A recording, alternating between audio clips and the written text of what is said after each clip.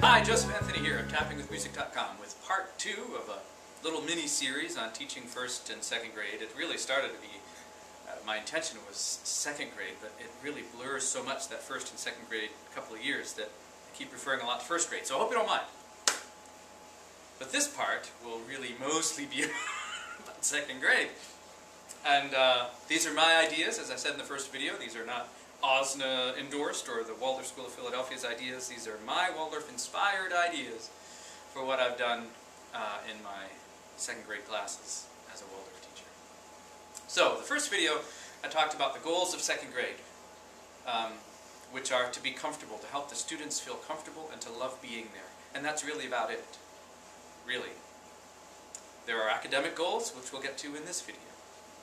But to me they are secondary. I know it's school and all, but they are secondary to laying that foundation of reverence, veneration, and love for the teacher and love for each other.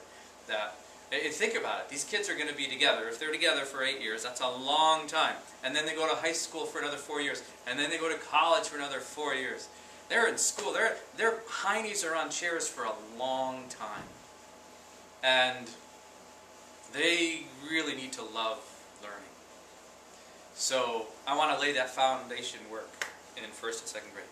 That said, I touched a little bit in the first video about wisdom figures, saint legends, and fables, so I won't get too much more into that in this video, other than to say that you can use those things to teach arithmetic as well as language arts. I had given the lowercase letters last year in 1st grade towards the end of the year, and so we just picked up right from there. We did a lot of individual reading as well as group reading. I had a very precocious class, so we really just sort of jumped right in there with all of the academic work. And I still kept it light, homeopathic doses really, and not to overfeed those little intellects, because that life force, that forming force, is newly freed with the change of teeth.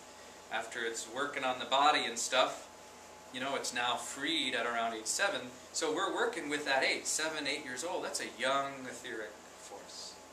So I give them little doses, homeopathic doses. Although we did do some rote memorization work for the times tables. I put the times tables to songs. 1 times 2 is 2, 2 times 2 is 4, that kind of thing. We did that. We did rhythm stick work with the times tables. And one thing I want to say here is that over the years I have learned to toss out circle in the morning. I really believe it has no place in the early morning hours of a Waldorf 1st, 2nd, 3rd, any grade, really. Brain research has showed that the best time for learning intellectual academic type work is the morning. And I used to have these elaborate half-hour, 45-minute long circles. And then they're exhausted. Oh, rosy cheek, that's great. They're, you know, it's wonderful, I suppose, in a certain sense. But then again, for the energy I'm expending to get them to do the circle is tremendous. And their energy to hold that space. And then I'm going to ask them to sit down, listen to a story, and do some written work. Now, one can say they're physically ready now because they're active. They've just been physically active. However, all of that singing and recitation, it's too feeling life. It's too astral. It scatters them. And so it's too much energy for you and them. So 5 minutes. One good song that you can develop and work on. One good poem that you can develop and work on. Maybe 1 or 2 movement things. And then get on with it. Be done. I should also add that in my 2nd grade, 8:15 is when our school starts officially. And I allow these kids, some of them have walked to school, some of them have ridden their bikes. I have one who rides a unicycle. Really? And I have others who drive long distances. And so at 8:15, they come in, and I let them do string games. And I let them do beeswax or draw, talk, chill out for 10, 15 minutes. Foundations of Human Experience. Read that book. Steiner talks about helping, the main goals for us when he told those first teachers are to help children learn to breathe and sleep. So to me, one of the ways I do that is helping them feel comfortable and at ease. If they can breathe easily in my classroom, then good. They'll eventually sleep well, right? If they're not anxious. So they come in, they chill out a little bit, and then we start. I don't make a big production anymore about attendance, and I certainly don't move the desks around and have a giant circle. Have them sing and move later in the day. But the morning is really for getting some academic learning done. So, I would also, at some point during the year, I can't remember when I did it, it might have been at the beginning, but I started to put form drawings on the board when they came in. Things like, I may have put that there, for example, with or without a little story as they walked in the door and I shook their hands. And I would say, all right, you finish that in your form drawing book. I would give them form drawings in the morning to do. I would sometimes give them simple arithmetic problems, addition and subtraction. Towards the end of the year, I gave them word problems, somewhat elaborate word problems with several steps. We started to work on mental math right away and continued that through the year with number stories. Steiner talks at some point about it's really wonderful for them to form these images of numbers and shapes in their minds. And you can do that a lot with mental math. So I would encourage that. That's a wonderful thing to do in lieu of circle nonsense. So mental math. I wouldn't even do a lot of recorder work in the morning. It just gets them too out there. Do it later. Do it later in the day. So form drawings I did on a daily basis. I didn't have a block of form drawing anymore. We still, did them on each other's backs, and every now and then I took the sand out and they do it in sand and do it in the air and all that. That's all important stuff. But I didn't guide them as strictly as I did in first grade. It would be on the board when they came in, and they would go from there. Sometimes it was a finished form, sometimes it was one that I said, you need to finish. And later in the year, I would have students come up with their own forms. I didn't tell them to, they just would. And they asked, can we do this form? And so I would. I would put their form on the board. And why not? Why not? Oh, it's developing too much ego. No, it isn't. It's something they're forming from within themselves. And I want them to feel a healthy sense of pride and accomplishment. So, form drawing. I wanted my students to be reading, even though I know that shuts off a certain connection with the spiritual world. Once that, especially because so much of the literature is so fantasy-driven. But we also are teaching how to read. We're school in the modern age, and so we have certain concessions to make. And so we're teaching them to read far younger, I think, than they really ought to be. But there it is. Do it as gently as you can, as lovingly as you can. Right? So you leave space in their hearts to grow into the art of reading for pleasure, information, and just joy. And arithmetic. We did, of course, place value was like this next big thing. And we did it with piles of rocks, we did it with acorn caps that we collected, we did it with pebbles, we did it with little gemstones. I wanted them using their fingers and hands a lot.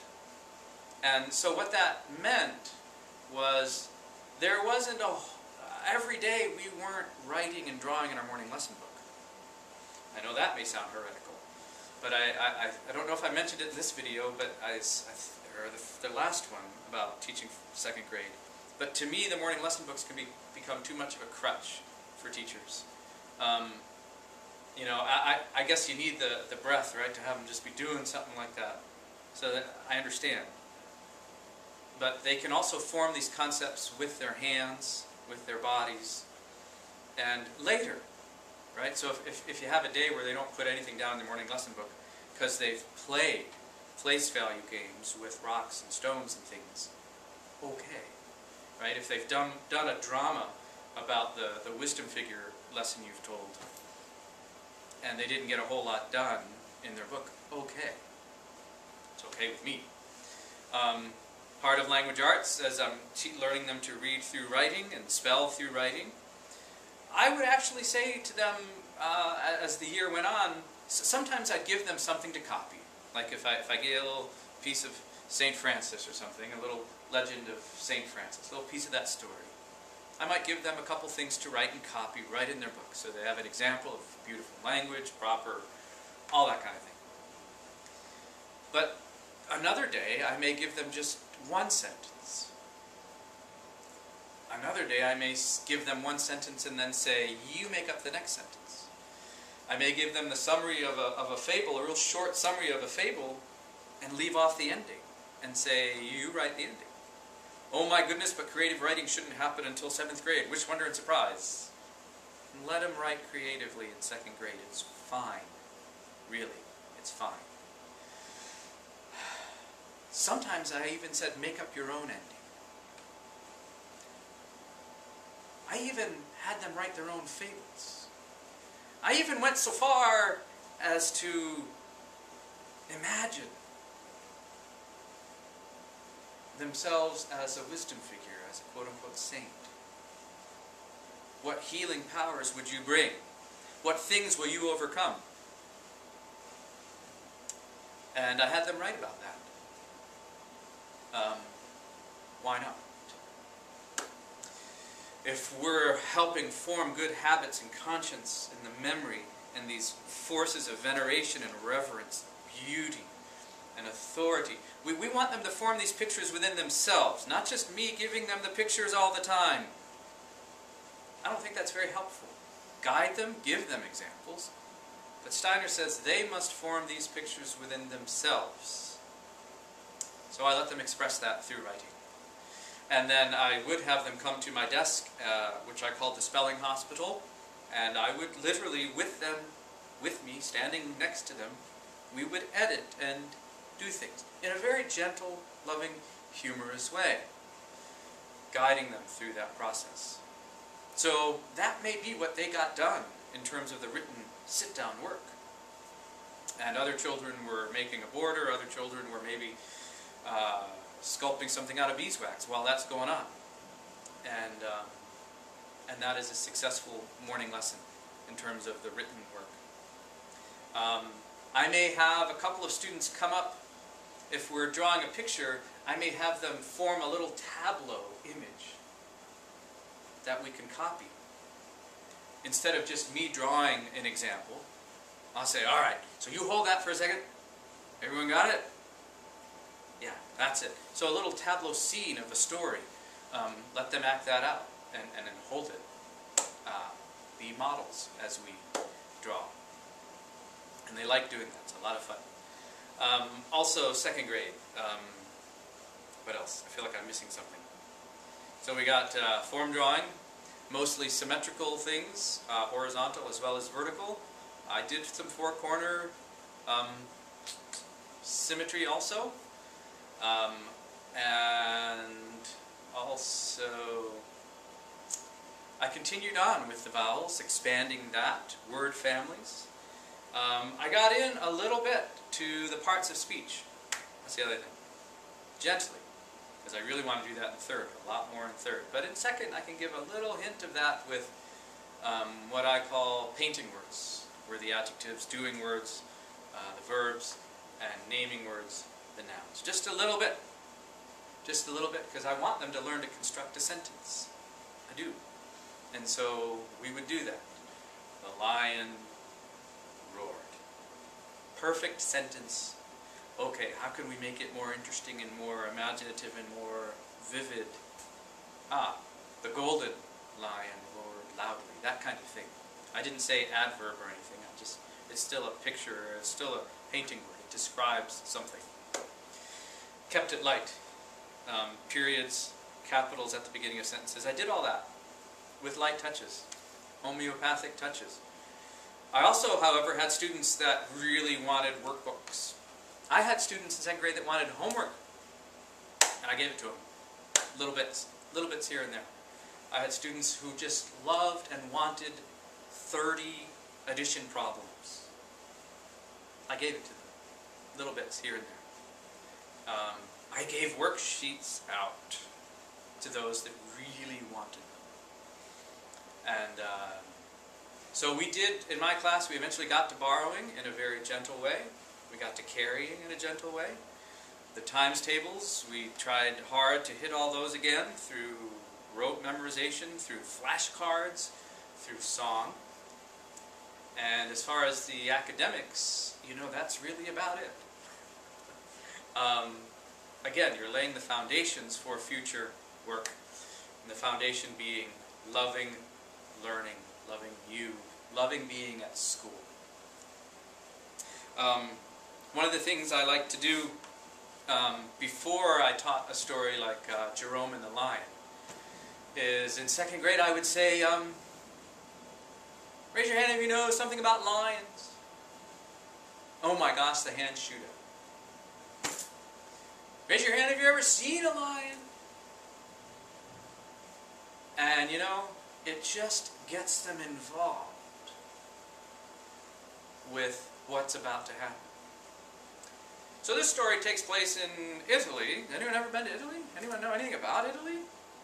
Give them that moment to share themselves, to invest themselves, to give me something, to give each other something that enriches and helps them feel confident and happy that they've contributed something, and it's not just me always giving them something.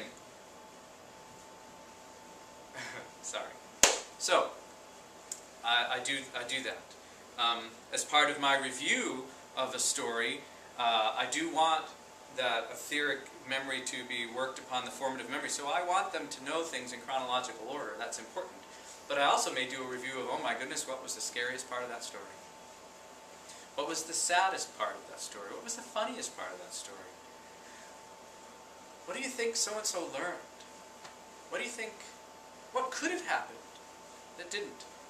And I'll say right here that I changed my wisdom figure, Saint Legends, I changed my fables to suit the people before me, my class. That may sound heretical, but these were all oral stories told and passed down. You can have a million different versions of St. Francis and a million different versions of the tortoise and the hare. So I changed them as I see fit. I did that with fairy tales too. I want them to be accurate, of course, for the archetypes and the spiritual lessons. That I haven't changed. But I may add things in to address a pedagogical issue in my class. And I encourage you to do that. I encourage you to make up your own stories as well. So, prior knowledge is good.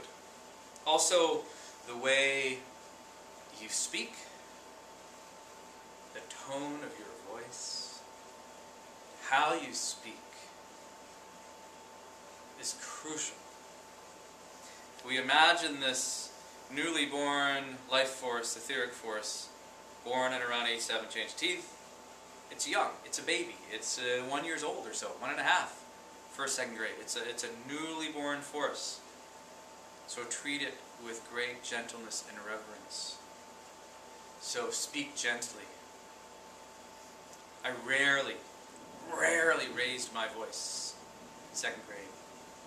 And I don't think I ever did in 1st grade. How I speak, who I am as a human being, inwardly transforming and working on my own stuff, crucial to what's going on in that classroom. Children are eager. They bring their own gifts and their own lessons that they want, their destinies from the spiritual world. I really need to treat that whole thing with reverence and beauty and gentleness. So, one of the things Steiner says is children should be storing within their memories treasures of thoughts and images that they can work on again once the astral is born later. So I want to give them memories of happiness and joy. And what else? I feel like there's something else. Oh yeah, I wanted to read this to you from Education of the Child on page 57 of this edition. Children have an extraordinarily sound instinct for what is good for them, as long as only the physical body has become free to interact with the external world, and as long as they are in the process of development. So this is in the context of their bodies forming and the etheric being freed to work on for memory and the intellect and all that. Children will indicate what is beneficial to them. However, if from early on this instinct is disregarded, it will disappear. Education should be based on happiness, on joy, and a child's natural cravings. It started to thunder here in Philadelphia. So, I say that and I bring that to you because we focus so much of our energy on giving them things, bringing things to the children. And of course, it's what we're supposed to do, right? However, more importantly, we're supposed to learn from them and take from them so we know what to do. That means observing them, listening, watching, and trusting. There's a reason they're doing what they're doing, even if it looks naughty, for lack of a better word. So trust them. Let them show you what you are to bring in the next day's lesson or in the next block. And if I don't trust them, they'll sense that. And they won't trust themselves, and Steiner says it'll disappear. The instinct, it's an instinct for them to show me what they want me to teach them. On the page before, on page 56, it makes a difference whether the child is surrounded by pain or sorrow or happiness and joy. Happiness and joy build sound organs and lay the foundations for future health. Everything around them must be beautiful and giving joy. So, that said, here's a few songs and poems that you could use for second grade.